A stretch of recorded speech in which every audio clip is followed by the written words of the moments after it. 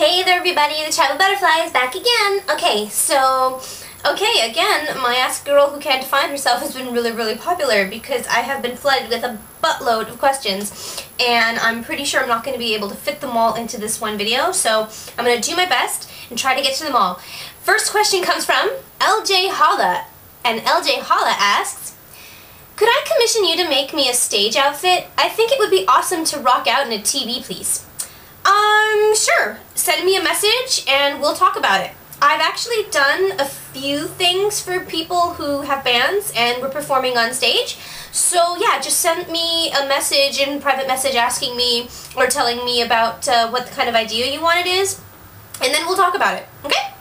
Kiki Uchiha 35 asks, questions! 1. Would you wear your Les costume for a video or episode? Haha, no. And the reason is because I don't have it. It's back home in Toronto.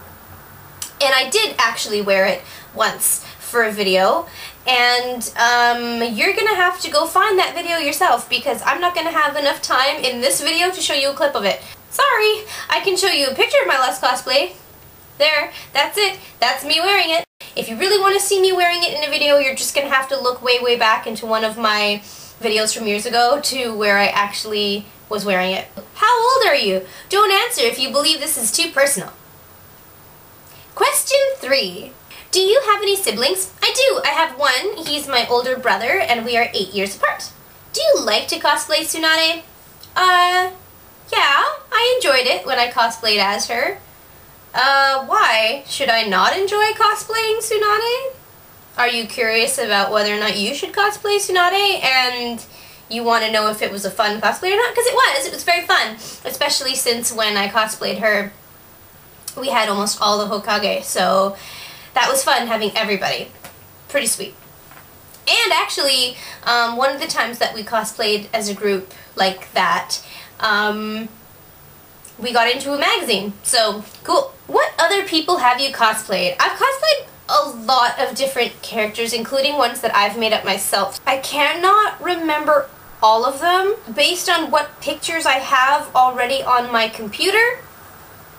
I have cosplayed as Sexy no Jitsugara, Candy from the comic Dragon Mango, Bulma from Dragon Ball Z, the Cell Saga, Lust from Fullmetal Alchemist, Piffle from Bondage Fairies, Mew Ichigo from Tokyo Mew Mew, Ryo Oki from Tenchi Muyo, Yuri Hongo from Fushigi Yugi, Morocco from Full Moon wo Sagashite. Now that's not even close to being all of the ones that I've cosplayed, that's just like a couple of the ones that I just had on my desktop. I don't even know why I had them, that's just a couple of them. Those aren't even the best pictures, those are just some of the pictures. I've also done cosplays that aren't actually characters, they're just stuff that I made up. But, you know, I mean, every once in a while you gotta do that, right? Do you like pickles? Happy face. You're awesome, TTV. Yeah, I do. I like pickles. Cosplay Brigade fans ask, going all the way back to your Wonderland Lolita line, I don't think it's that far back, is it? Would you ever think of making it to sell to your fans? And if so, would it end up being like your slouches where you get to pick what color and style? Actually, when I designed the Wonderland Lolita, I designed it with being able to do commissions for it in mind. Like I told you guys before in all those Wonderland Lolita videos, I am willing to commission them for people, provided that I get enough response of people who want them that it's actually worth me paying the money to grade the pattern pieces. Now what that means is I've already created all the pattern pieces for all the dresses, because that's how I was able to make the dresses. But grading is when you take those pattern pieces and you make them in the different sizes. So right now everything that I have is in one size and it needs to be graded in order to get it in sizes bigger and smaller so that it will actually fit you guys. So that is what has been stopping me. Grading them costs a lot of money, so that's why I haven't done it yet, because I need to know that there's enough of you out there to make it worth me spending the money on getting them graded. That in mind, to answer your question about being able to pick colors, I'm fine with that. In the end of the day, it's going to come down to what the fabric store has in stock. I'd be willing to do it. Just contact me and ask me in a private message, and then I'll find out whether or not I think it's viable or not. So yeah, just if anybody wants commissions, just message me and ask. Amber Inuzuka asks, would you ever consider making your own book with different tips and hints for making costumes and other facts? I haven't really considered it, and I'll tell you why. There's almost nothing that I learned all on my own that I made up. Everything that I learned is stuff that's tried and true, and stuff that you can learn by just trial and error, and stuff that you can learn from books that are already out there. So I don't really see a point in just regurgitating the same information that you can get in any other book. I mean, I do my best to make the videos with tips in them because those are fun.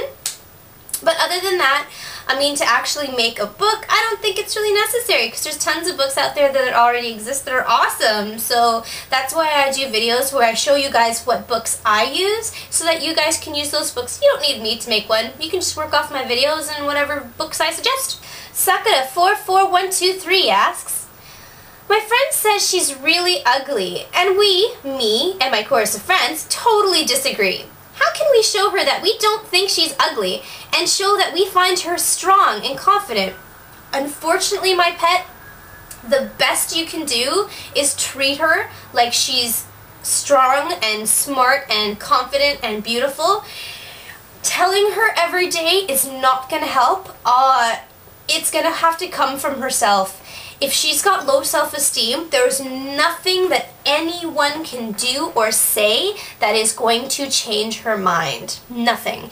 Having a boyfriend might help, but other than that, it just won't. It's something she has to realize on her own. The best you can do is just be supportive and try your very best to, confirm it through your actions and words and behavior and treatment of her.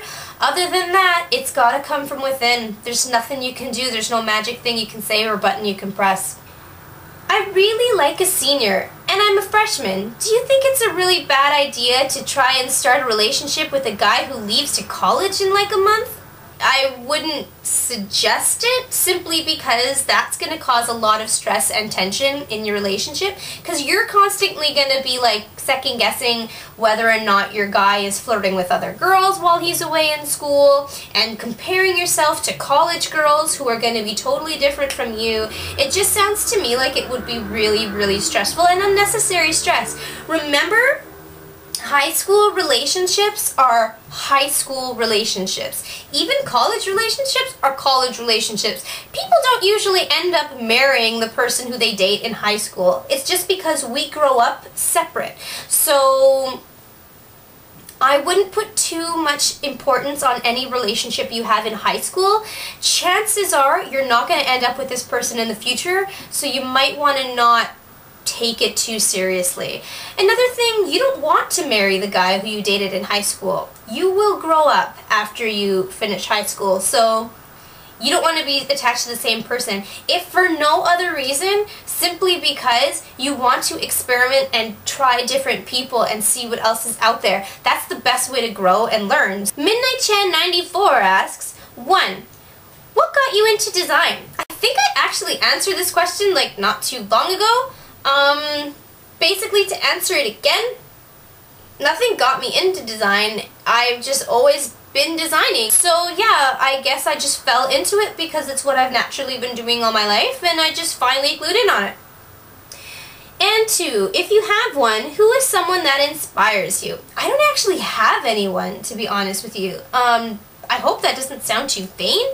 It's just, I don't idealize any one person. I don't put one person up on a pedestal so much like, oh my god, I love this person, I want to be just like them and they're so great and they're my role model.